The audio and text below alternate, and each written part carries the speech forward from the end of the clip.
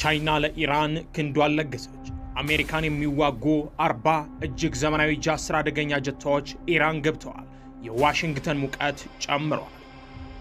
የአሜሪካና እስራኤል ራስ ምታት ተገልጧል። ከዚህ በፊት የኢራን አየር ኃይል አቅም የለውም፣ እንደፈለግን በአየር ክልላቸው እንፈነጫለን ሲሉ የነበሩ ሁሉ አሁን ድምጥ ማጣቸው ጠፍቷል።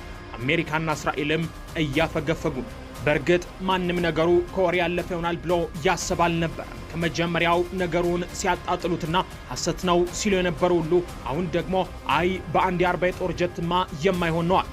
ነገር ግን ቻይናና ኢራን ነገሩን መሬት አውርደው እውን አደረጉ። አሁን በመካከለኛው ምስራቅ የኢራን ጉልበት ከመቼውም ጊዜ በላይ ጎልቶ ተገልጧል።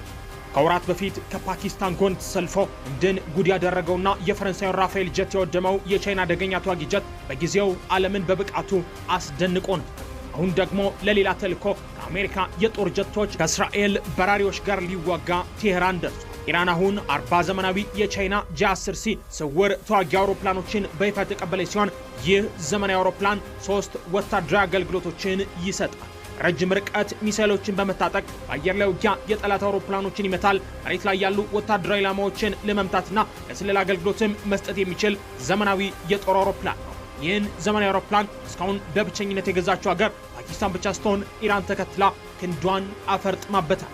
ተዋጊ ጀቱ ምን የተለየ ብቃት አለው? ኢራንስ በምን ያክል መጠን ብቃቷ ይጨምራል? የቻይናና ኢራን የጠበቀ ግንኙነትስ ምን ይመስላል? አሜሪካስ የጦር ጀቱን ለምን ፈራችው? የሚሉትን ከዓለም ሚዲያ በጥንቅሩ ያስቃኛቸዋል። በተመሳሳይ ጥንቅቅ ያሉ ተመሳሳይ ጥንቅሮች እንዲደርሷችሁ ሰብስክራይብ በማድረግ ቤተሰቡን ቪዲዮ ላይ ካደረጋችሁ ጀምሮት ኮሜንት ላይ የተሰማችሁን አጋሩን። እስከ መጨረሻው አብራችሁን ቆዩ።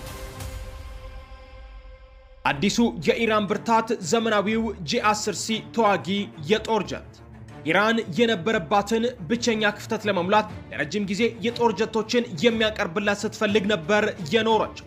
ነገር ግን ከሩሲያና ቻይና ውጪ ዓለም በሩን ስለዘጋባት ክንዷ እንደተዳከመ ነበር የከረመ። አሁን ግን ከሩሲያዎቹ 50 ሱ-35 ተዋጊዎች ቀድመው 40 የቻይና ጂ10ሲ ተዋጊ ጀቶች ቴህራን ደርሰዋል። ይሄ አደገኛ የጦር ጀት ቻይና ድንቅ ብቃቷን ብሎም የቴክኖሎጂ የበላይነቷን ያሳየችበት ነጸብራቋ ነው ቢባል